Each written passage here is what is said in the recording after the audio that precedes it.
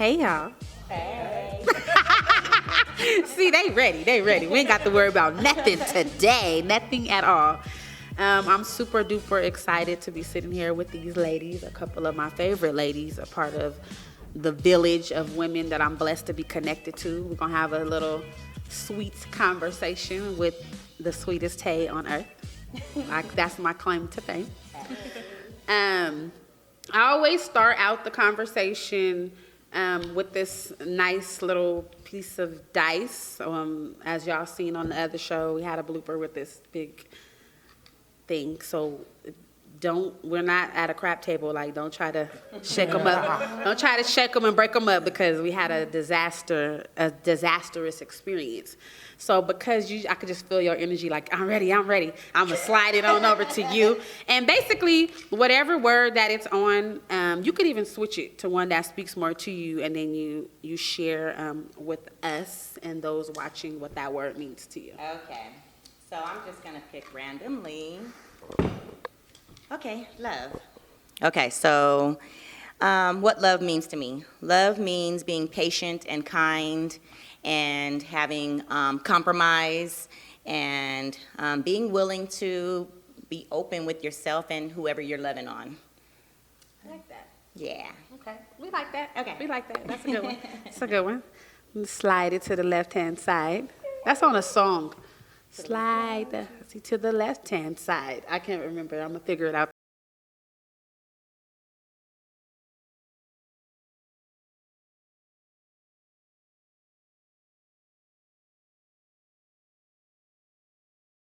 Somebody in here knows that song.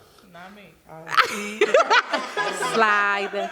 I'm not calling you a hussy or anything, but the word, isn't it? I know you know, Dre. Slide the hussy to the left-hand side. So, I know what song it is. I know what it is now. What is it? We're just going to forget that I even thought that. We're going to slide this dice to the left-hand side. Let me be So you... We're going to do more of a Beyonce. There you go. That's more, yeah. I'm gonna keep it on live. Yeah. Don't drop it. I said I gotta Google hussy. This is going to be fun. Okay, so I'm gonna keep it on laugh. So laugh. For me, laughter is everything. I laugh when I'm happy. I laugh when I'm sad. I laugh at inappropriate times that make people feel uncomfortable. I laugh at everything. One of those, right? And so I'm a person of faith, and so I believe that Merry Heart doeth good life like a medicine. So no matter what, laughter will bring me through. Sometimes people are criers and like they got to get that deep cry. Well, I got to get a good laugh, and laugh will take me all the way through. So laugh. I like that. I like that. Yeah. Good stuff. Hey. Shake it Oh, I gotta pray. Hey. I'm just joking. Kinda. I was hoping to get something fun, but pray is important, okay? I'm actually just now learning in my life how important prayer is. I don't have nothing deep to say about it. Pray, meditate, and it's important. Amen. Can we all say amen? Amen. Yes. I let the table stand. Amen. Okay, so we'll go right into it. I'm going to look at my phone here to keep myself on task and on track. So we're going to have a cool little discussion here. I always tell people, when you come here, it's truth, it's fun, it's cool. It's like old school TLC. Crazy, sexy, cool. Crazy, sexy, cool. Okay? That's what this environment is. So, man, that literally took my breath away just thinking about it. So recently, we lost somebody that was really important to the culture, as far as I'm concerned, Nipsey Hussle. It's crazy because a few days before Nipsey passed away, I was looking at hell of his videos, just vibing off his energy, watching them back to back. And I had shared one on Facebook, and then a few days later, he passed away. Like, in our house, it was like horrible. It was like literally grieving the loss of a family member. So I wanted to ask, for me, like I said, it was tragic, because to us, he represented the blueprint of what a person, neighborhood Nip, like a person from the neighborhood, what it is that you're supposed to do to give back to your community. It represents every rusty concrete roads that grew up out of tragedy and out of the streets and made their own lane and did something powerful and impactful to inspire others. So to us, that's what he represented. And then last year, I was just going through, going through the motions and a lot of different changes and circles shrinking and just all kind of stuff. So I found myself literally listening to Victory Lap on repeat many times last year because of the art of the storytelling that he does, and just inspiring, just that kind of underground, just the things that I was gonna say us hood go through, but just literally like that connection. I remember I had screen because we in that era where we screenshot what we listening to and we share it. And I remember doing that on Instagram months ago with the Victory Lap album, and it just really got to me. So I wanted to ask a question today, had you ever heard of Nipsey Hussle, and what did you think about all of the buzz that was surrounding his life and his death? We'll start with you. Thank you. So prior to Nipsey's death, I would have to say that no, I was not aware of who he was or what he did in his community. I am not too much of a fan of rap music, but I do listen to it. I mean, that's not the thing. It's just I'm not a fan, so I don't go out and buy the records or know who the people are. Like, if I see somebody on the street, a rapper, I probably would not know who they are. So, yeah, they'd be like, and I'd be like, who is that? Yeah, so after his death, though, and how he just blew up and his picture was everywhere and the story started to just flow out about his life, I did take time to start listening to some of his lyrics and his music because I was interested in him as a person and what he stood for. And because he stood for so much for his community and his music backed that up in a way, I feel like, it's something that I could listen to.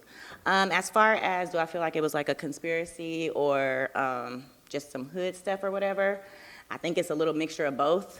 I feel like anytime a black man tries to build up his community in any kind of way, he's a target. Whether he's targeted by his own or by law enforcement or the government or whatever it is, he became a target. And so even if it was some hood stuff, it's still a conspiracy, and he became a target, and he was assassinated pretty much because his character said that he deserved more. And that's my thought process on that. Totally. Yes. Okay. Cool. So prior to Nipsey Hussle dying, I think I had heard of him only maybe a month before because I've been really interested in changing my eating and all that stuff. So some of the people he promoted were people that I followed. So he, had came across the radar. When he died, I was more shocked just because I had just become familiar with him. So it was like, how do I just find out about someone and then they're dead and he's so young? I really wasn't familiar with all that he did. I knew who he was with because she's so beautiful. Mm-hmm. But other than that, I didn't really know much about him. I thought it was amazing to see everyone come together and because of the stuff he had done. As far as was his death conspiracy or hood, I'm going to say something, and I know that somebody going to try to come after me. But I believe in karma, okay? So part of me wanted to say, oh, man, such a tragedy, but I also knew that he was an active gang member. So part of me was torn with that. What blood did he have on his hands? What had he done? And I'm not saying that anyone deserves to die. Not at all am I saying that. But I thought, had something come back, all of that. Those were the thoughts going through my mind. So I really wasn't sure how to balance it out. I also knew that the person he was getting ready to do a documentary on had been killed too. So then I was like, maybe somebody was after him. But I really steered more towards maybe it being gang related. I don't know. It doesn't change the fact that he did amazing things for his community. And he is definitely somebody that all of us could learn from and have learned from. So That was deep. That That was deep. Gosh, so I don't listen to rap at all. Like I don't know what a Nipsey or a Tipsy is.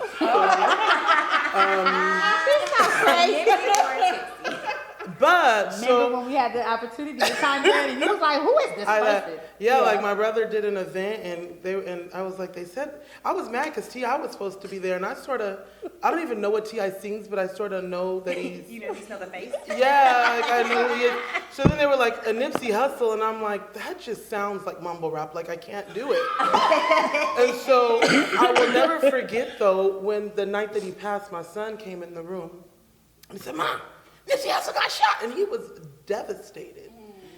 And I'm like, okay, what's a Nipsey? And he was like, "Mom, Nipsey, the one that was Uncle Jared's rapper." And I'm like, oh, and he was devastated. Wow. And so I took that time, just like you do when you hear about someone getting shot, you want to know, like, well, who are they talking about? Mm-hmm. And I began to see the timeline just flood. Now, for me, like, I don't have a lot of riffraff. On my Facebook, you get one chance and I'm gonna cut you off with doing something crazy. And even people on my timeline were like, saying things. So I'm like, I want to take a little bit of time to see who he is.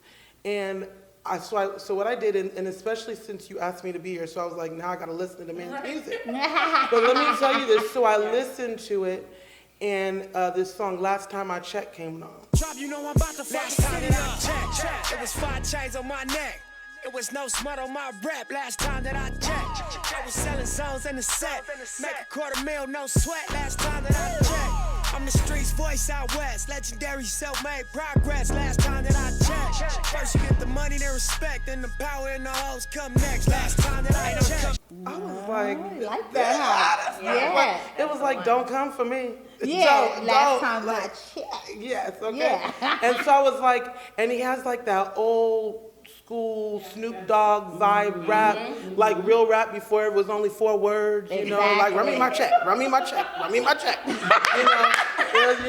it's like run me my check, run me my check, run me my check, and I'm like, it's like, so I was like, I can get with this, and then I started to look into what he was doing, Yeah. And so you see the good and the bad. When you Google somebody, you see that they were in a gang, they were a gangbanger, or used to be, or still affiliated. I don't know nothing about the gang culture, so I can't tell you nothing. But I'm gonna tell you that if you Google me, you might find something unfavorable. If you ask, 10 people about me, 2 people may tell you something negative, and 8 may tell you something great.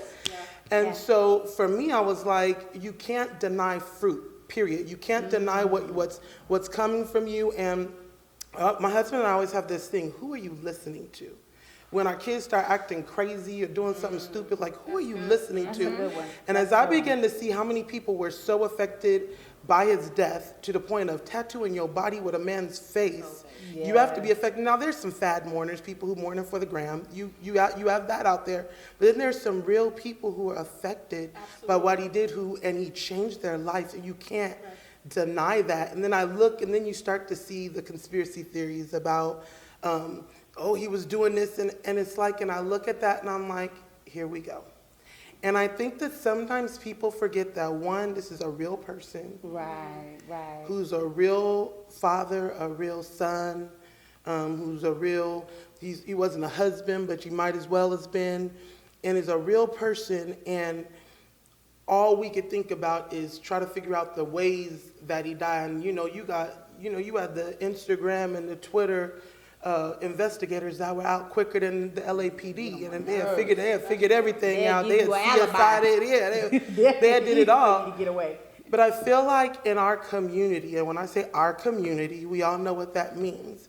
It's sometimes easier to try to figure out something instead of addressing what's real and right in front of our own eyes.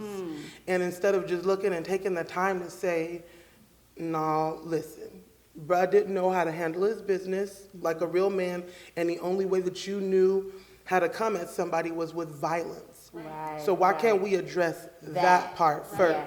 Why we got to go back to, oh no, he was doing a documentary, and now we need to be praying for Nick Cannon because Nick Cannon is taking it. No, we don't need to do none of that. We don't need to do none of that. Because y'all wasn't even praying. No, 'cause truth be told, you wasn't praying for Nipsey, and you wasn't praying to begin with. Because you know how we like to say, I'm praying for you, and that's it, because you posted it on Facebook. And it ends at that. But truth be told, it's like the reality is that this is a real person that's dead, gone, done. There's a finality to it on this, whether or not, however you believe, and whatever happens when you leave this earth, that's it. So this is his legacy, and that's it. And so regardless of how he died, all we got is how he lived. It don't matter what goes on from this point forward, is what he did. That's it. I'm sorry. Sorry. You sound like a Preacher's wife. Sorry. Well, let the church say amen. And I everything that you guys said, like, yeah, that was super on point. I totally agree. Even like the other day, like with the mom, I seen two people back to back say, like, it was a group of people that were like making a petition to silence his mother, like they were believers. Because she is contaminating the minds of the people of color with her way that she's talking about her son's death. And then somebody talking about she was dancing at his service. And I'm like, no, you got to understand. Last year for Angel Mothers Luncheon, we had 60, I was in a room with 60 mothers who have lost their children in different ways. My mom lost her child, my brother, in a tragic way, to violence. And so I've seen some extreme behaviors as a result of a mother losing a child. And so I just thought, how are we going to petition to silence this woman based on the way that she's grieving her son? And it was just sickening to me. It like literally made me sick, like, and disgusted that people would do that. You know what I mean? Like, but I also know that people reject what they don't understand. Absolutely. Like, Absolutely. Correct. Instantly. Like, so if you don't understand it or it don't make sense to you, then you're like, it's natural to just reject it. And it takes a lot of conditioning of your mind to not be implicitly biased in that way. And so I always look for the silver lining and the gold in any situation. And I was like, you know what? It's raising awareness in so many different ways. It's raising awareness about gang culture. Because if you listen to the music all the way back before he became who he is today, he's telling a story about why he was in that life. And people who have not grew up in the streets or grew up in the hood don't understand gang, like the culture of becoming a hustler, becoming a pimp, or becoming a gang member. Like some people, like they don't have a choice. Like they literally don't have a choice. They're literally a product of their environment. Wow. You know what I mean? I literally remember my brother running home, like, fighting not to be a part of that life, but that's where we live a block away from it. Wow. You know what I mean? I could tell stories about that. And then just talking, knowing, being in that environment and hearing the stories as to why a person would start selling drugs, or to why a female would start, began being a prostitute. And it took a while, especially when you think about stuff like that, for me to really just process that. But when a person tell me, hey, I make more money than you do, and it's true. I started this because my mama was on drugs and we didn't have no food. So this is how I got into that lifestyle. And it's a lot, I just think it raised awareness on so many levels about what it is, like a blueprint. Like he literally left a blueprint on what to do. I think it raises awareness about the relationship between individuals in the community and law enforcement. The acceptance, being confident enough, because see, for me, it don't bother me if somebody speaks about pouring libations or being in the spirit, because I'm confident as a believer. That doesn't bother me to the point like where I'm like, oh, I can't function, because I'm confident in what my belief system is. But it's so many things that it raises awareness about, and we're having conversations about it right now. Me and my kids have talked about it, me and DeMarco. Like, it's my mom, and it just made me think about the fact that a lot of people were grieving it, not just because it was like our hood star, or for those gang members, like the Crip of all Crips, the super Crip of all Crips or whatever. But it's like, because so many of us have those stories of your brother or your son getting knocked down in their own neighborhood, and knowing, that doesn't define who they are, though. Like, it's really a cool dude. Like I used to say to my brother was really a cool dude, though. Yeah. And so a lot of people, I think, it got to them in that way as well, because it was like, man, and then I think it was Charlemagne that I heard say on his show, for him, it made him look at his own mortality. Like, if that could happen to Nip, then it could happen to anybody. Absolutely. And then today, when I was in the internet news notification about Bun B, and they're like, who is Bun B? Y'all know who Bun B is, right? No. Go do your homework. Oh. So, anywho. When I seen today that they did like a home invasion or something and held his wife up, and then he shot the person, I was like, man, anybody can get it. Like, I think it's DeMarco or somebody that say ABCG. Like, in 2019, we have to be vigilant. Oh my God. We gotta be like paying attention, because like I was like, what? They did what to Bundy? So. Yeah. So. Wait, did you Google it? I did too. Yeah. She's smart. Wait, who is it? I'm like, So he's a rapper. I don't know who he is. I don't know. But that's Bun B. Yeah. Google him. He lives Yeah. in Houston. Okay. So speaking of Houston, you know who else is Hold from? on. I want to say hold on, before we move on. Yeah, go for it. I wanted to say something, because as you were speaking, one thing I can say came about the Nipsey Hussle death is that people like me, I don't know anything about the streets. I don't know nothing about gang life or anything like that. It's caused me to have to educate myself and then sit under people who are knowledgeable on those topics, because I didn't realize even how judgmental I was on all of that stuff. My mom comes from a whole different background, and then she sheltered us, so we are clueless, Well, not my sisters, but me, I'm clueless. I'm clueless. But one thing I've had to do is, when I'm in a room with people who are expertise in what it's like to be a product of your environment, having to hustle, maybe even being incarcerated, all that stuff, I have to tell myself, you are not an expert in this area. You may have seen something on Instagram, did some Googling or whatever, and you might have strong feelings about it, but you know nothing about the life. So when you're in that environment, shut your mouth and listen, because these people have something they can share with you. There's wisdom there, there's knowledge, there's all kind of stuff. So I know that I was talking, saying maybe it's karmic or whatever, and it could be, it could not be, but at the end of the day, I've had the opportunity to sit with people and hear different sides of the story. And that, I could say, has been absolutely beautiful. And last thing I want to say, too, the people who have put their mouth on his mother and how she is grieving. First of all, yes, you had made a comment about, almost being afraid of what you don't understand. People worship differently. People meditate differently. People celebrate differently. And in the kingdom, in the church or whatever, we're so close-minded. If we would even travel the world and see how other Christians do things, we would see that we do it so limited. There's so many different ways to praise, to worship, to thank, whatever, and it's not always the way you grew up doing it. So one thing, when I saw her, I never once thought, "Whoa, that's crazy." I thought, wow, let me find out who she's worshiping under. And it may not be someone of the same faith. But again, it's that thing where you have to say, somebody else has an expertise in another area. She seems to be spiritual. What is her spirit? What is, where is she growing from? I actually did find out who she was, what she was doing and stuff. And I was blown away. Like, wow, this is something I could learn from.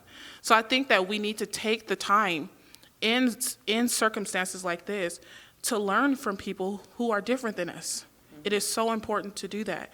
And it doesn't mean that you're going to change how you do things, but it helps you to be a little bit more well-rounded, you know?